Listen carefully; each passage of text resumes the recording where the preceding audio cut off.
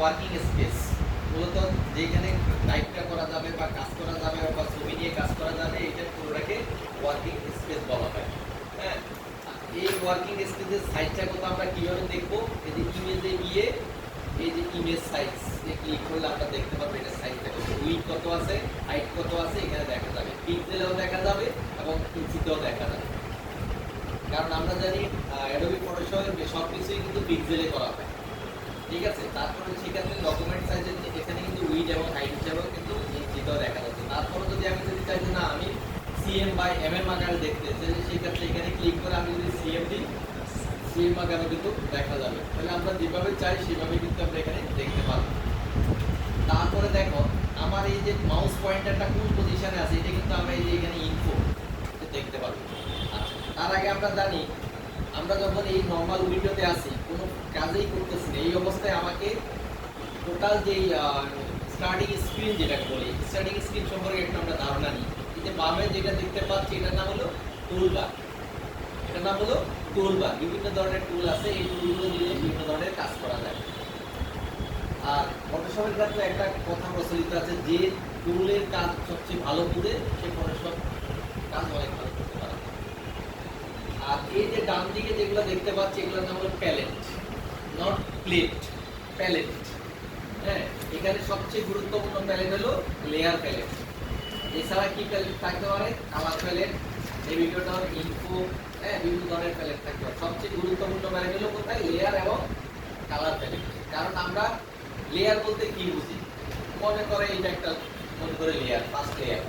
যখন তার সামনে এটা রাখলাম তখন পিছনটা দেখা যাচ্ছে? দেখা যাচ্ছে না। এটার কারণে কি হচ্ছে? ওইটা চাপা পড়ে গেছে। ঠিক একইভাবে তার সামনে যদি আরেকটা জিনিস রাখি, তার পিছনটাও কিন্তু দেখা যাচ্ছে না। তাহলে এখানে কি তিনটা লেয়ার কাজ করছে, একটার উপরে পর্যায়ক্রমিকভাবে তিনটা লেয়ার কাজ করছে। কোনো এক্সট্রা লেয়ার নাই এখানে, কোনো এক্সট্রা লেয়ার নাই। কি আছে? ব্যাকগ্রাউন্ড। ব্যাকগ্রাউন্ডকে চাইলেও কিন্তু মুভ করার কোনো সুযোগ নাই।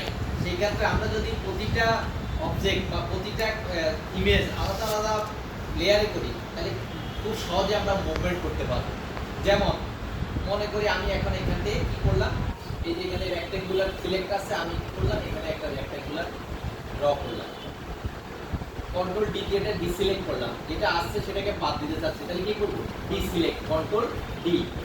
আবার আমি চাচ্ছি এখন দেখো ইচ্ছা মতো আমি চিকন এদিকে চিকন মানে রো ওয়াইজ কলাম ওয়াইজ যেদিকে দিকে করতে পারি। কিন্তু আমি যদি শীট ধরে ড্র্যাগ করি, যতক্ষণ ধরে রাখবো মাউস ততক্ষণ কিন্তু আমার একটা হাতের মধ্যে থাকবে, আমি চাইলেই করতে পারবো। ছেড়ে দিয়ে কিন্তু আর হবে না। এখন দেখো শীট ধরাতে কি চাইলে কিন্তু আমার নিজের মতো করে যে কোনো দিকে চিকন মোটা করার কোনো সুযোগ নাই। সমান সাইজে ছোট হচ্ছে, সমান সাইজে বড় হচ্ছে। মনে করে এটা করলাম।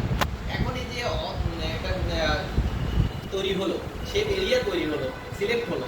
আমি যদি চাই যে এই শেপকে নিয়ে যাই কিছু করবো, এটা আলাদা একটা লেয়ারের মধ্যে করবো, তাদের সুবিধা কি? যে কোনো সময় এখানে মুভ করা যাবে। তাহলে সেক্ষেত্রে আমার কি করতে হবে? এই যে নিচের দিকে দেখো এখানে কি আছে? ক্রিয়েট এ নিউ লেয়ার, এখানে একটা ক্লিক করলাম। ক্লিক করাতে কি আসলো? নতুন একটা লেয়ার আসলো। এখন আমি চাচ্ছি এখানে একটা কালার দেবো। কি কালার দেবো? Red colour. আবার তোমার চাচ্ছি না ব্ল্যাক কালার দেবো। তাহলে এই যে এখানে দেখো নিচে কি আছে? ডিফল্ট কালার আছে। এখানে দুইটা কালার আছে, একটা হলো ফোরগ্রাউন্ড আর একটা হলো ব্যাকগ্রাউন্ড। সামনে যে কালারটা দেখতে পাচ্ছি এটা হলো ফোরগ্রাউন্ড কালার, আর পিছনে যেটা দেখতে পাচ্ছি সেটা হলো ব্যাকগ্রাউন্ড কালার। আমরা যদি চাই যে পিছনেরটা সামনে দেবো, সামনেটা পিছনে আনবো, তখন এই যে সুইচ দিয়ে আমরা কিন্তু এই কাজটা করতে পারি। সামনেটা পিছনে নেওয়ার সুযোগ আছে। ঠিক একইভাবে আমি যদি চাই ডিফল্ট কালারটা নিয়ে আসবো, ডিফল্ট মানে কি? ব্ল্যাক অ্যান্ড হোয়াইট, তখন এটাতে ক্লিক করলে কিন্তু ব্ল্যাক অ্যান্ড হোয়াইট চলে আসছে। এখন আমি চাচ্ছি এটার মধ্যে ব্ল্যাক কালার আনবো, তো এই যে এখানে যে ফোরগ্রাউন্ড কালার আনার জন্য একটা কি আছে, আবার ব্যাকগ্রাউন্ড কালার জন্য আনার জন্য আরেকটা কি আছে। তাহলে এই যে সিলেক্টেড এরিয়ার মধ্যে ক্লিক করলাম, আমি একটা লেয়ার আনলাম এবং এই লেয়ারের মধ্যে একটা এই যে শেপে যে আমরা ড্র করলাম, হ্যাঁ, নির্দিষ্ট এরিয়া সিলেক্ট করলাম, এই সিলেক্টেড এরিয়ার মধ্যে একটা কালার দিতে চাচ্ছি, তাহলে কি দেবো? Alter backspace. তাহলে কি আসলো? ফোরগ্রাউন্ড কালারটা চলে আসলো।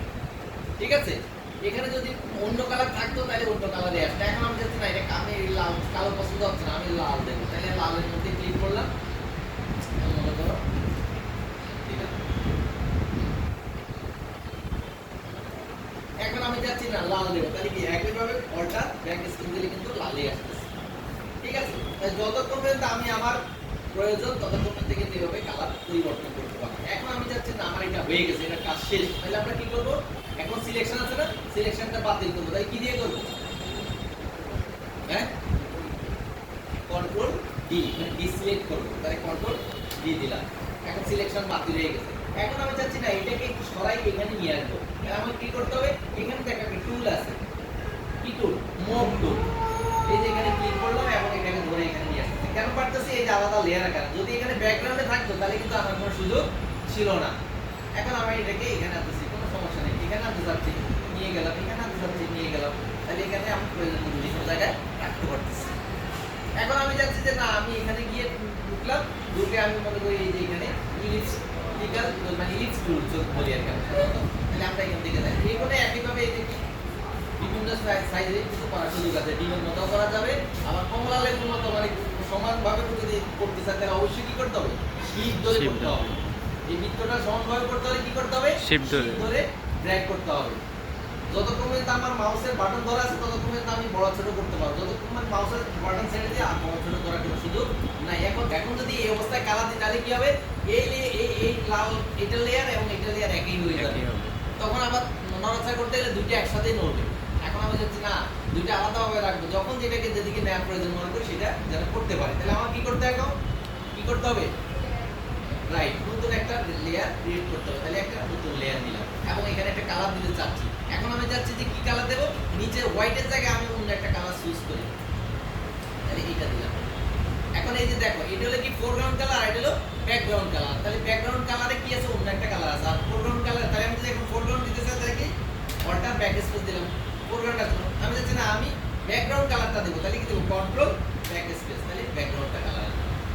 তাহলে অল্টার ব্যাক স্পেস দিলে ফোরগ্রাউন্ড কালার আসবে, আর কন্ট্রোল ব্যাক স্পেস দিলে ব্যাকগ্রাউন্ড কালার আসবে। তাহলে আমার যখন যেটা দরকার আমি সেটাই ইউজ করব।